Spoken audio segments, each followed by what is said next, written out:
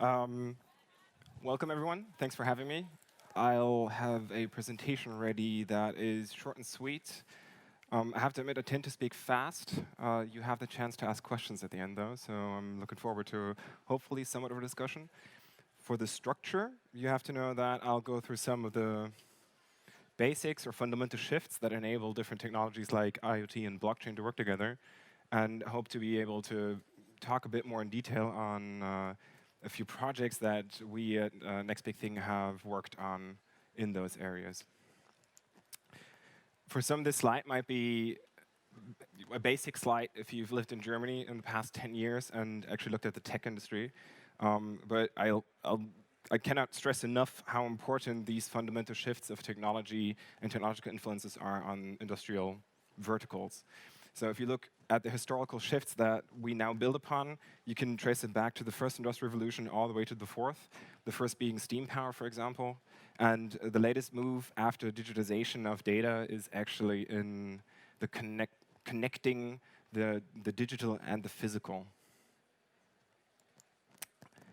That was even recognized by the German government. So I recently attended the Hub conference in Berlin, where Peter Altmaier said that these changes are changing our world rapidly, which I think is basically an underestimation of what's happening at the moment. If you look at the technology, the digital technology as it used to be about 40, 50 years ago, we were talking about single computers on a desk somewhere in an office that you had to physically go to in order to access a database or change the system. We then moved to internet technologies where you can actually log into the same computer but remotely, and moved on to cloud computing, which is probably where each one of us, through devices like this, were affected massively at home. So cloud computing was, or is, the trend that is becoming the trend that was, meaning we're moving on to more IoT, sensor-enabled technologies that allow us to connect with the physical world in a completely different way. That, combined with artificial intelligence, combined with blockchain technologies or distributed ledger technologies, as they're sometimes referred to, enables completely new business models and completely new ways to interact. The estimation for the blockchain and IoT combined markets are difficult, yet in 2024, it's estimated that the combination of both will hold a value of about $3 billion, which doesn't sound like much, but judging from the past 10 years in IoT, this is a faster development, in my opinion, than IoT actually held initially.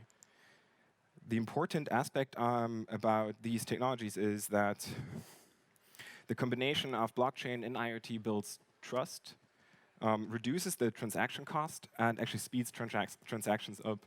So if we look into the past and look at some of the difficulties and challenges that we faced in IoT, I can tell you that the discussions were revolving a lot around should it be cloud computing, which was ruled out quite soon, because if you connect 55 billion devices by 2025, you will struggle to connect all of them to a centralized server system. So people talked about fog or edge computing, meaning computing or digesting of data closer to where the users are. The users in this case don't have to be people. It could also be machinery. It could be computers in your house, computers on the go. It could be drones, you name it. All this we do, of course, not just for the sake of doing IoT or for the sake of using a blockchain, but if you combine IoT and distributed ledger technology with, in the first step, algorithms, but later on with machine learning and AI, you go towards a future that is what we call a machine economy, meaning machines transact with machines in an automated fashion without human interference. Now, where do we fit in? As I mentioned earlier, we build business models, meaning we come up with ideas, or we gather ideas, or we find people with ideas, or we have partners that have ideas that could be solved or tackled with IoT and blockchain technology. And when we have these ideas, we look into what kind of company we could build with that, where the business model is, where the revenue stream might be. And we, from our end, put the technology behind it. And that's where we come to 3 examples that I want to get into that have business cases that might use technology, specifically IoT, in a way that is different from what most people might expect in Germany. AssistMe, in that sense, is a company that that has technically created an incontinence pants that is connected to the internet. Meaning, simply put, we have a diaper in one of our companies that can tell you when you have to change a patient. And it's important to know because patients in care homes nowadays face the problem that they're going to be changed on a steady rhythm and not exactly when they have to be changed. So you can extrapolate that to other services as well. They get treatment when care staff have time to give treatment and not when they actually need treatment. They get help when care staff has time to give help and not when they actually need help. And with sensor technology, with IoT, you can basically start customizing care to the patient. This means, in essence, that you can care to patients when they need it, but you can also reduce follow-up cost or follow-on cost in the healthcare systems. So many times that you're in a care home, you get patients that don't get changed soon enough, and thus you have you have follow-on illnesses that that come up and that the healthcare system has to deal with. In that sense, you reduce cost in the healthcare system, and you increase care for patients in a meaningful manner. The next slide that you already got to see is a idea that we had to connect sensor technology to snowboards.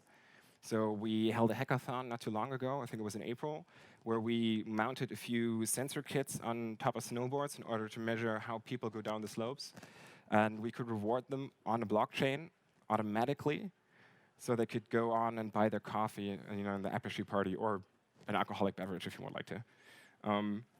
We connected a coffee machine at the same time to the blockchain, and we connected a few other things to the blockchain. We had an app running, so you could immediately also compare your results with the results of other people skiing down the slope.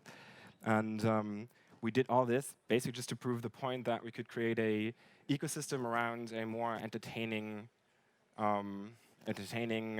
idea.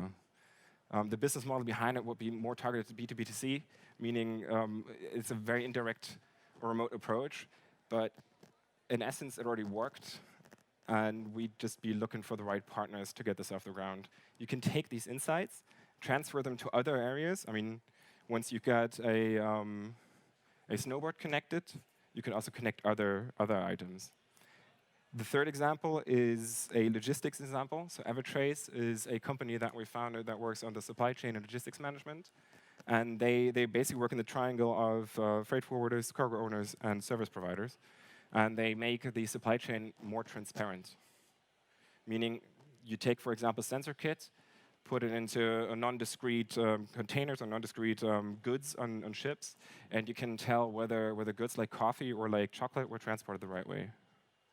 That gives you more transparency across the chain. That gives you more reliability when it comes to checking whether, for example, food or other goods were transported the right way and are still good to use. As you may have noticed, there are a few aspects that are recurring. So we always look for partners that have domain know-how to get ideas off the ground. We, for example, work with care homes on the incontinence pants. We worked with a ski resort and a wallet integrator on the snowboards, and we work with insurance companies and freight management companies on the logistics end. We always use founders or make use of founders because they are the talent driving the actual ideas. So we like to work together with people who are driven, who would like to get a new idea off the ground. And we bring, of course, the technology into it. So we have people that can help you get off the ground quickly with your technological idea. We also help validate it, and we also help look for partners. So in essence, when you have all these different aspects, you can start building new business models, new business ideas that affect completely different areas not just the areas that in Germany people often think of in terms of industrial IoT or Industry 4.0, but make use of the fourth industrial revolution in order to apply it to all parts of life. Thanks.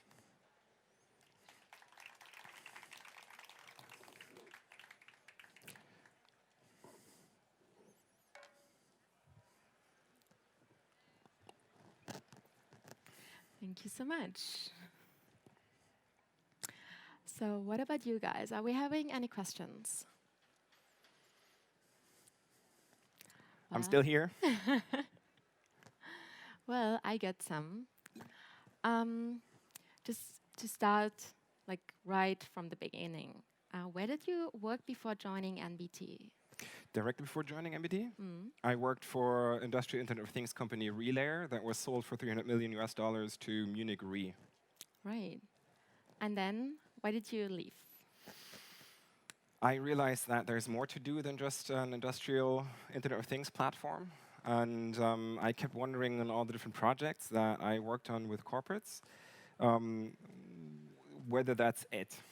I mean, IoT is very easily applied to industrial manufacturing, but it's not as easily applied to other parts of society in the end. I mean, if you look at the diapers, if you look at healthcare, there's a lot of potential of IoT in healthcare, but there are other reasons that keep it back, not just IoT.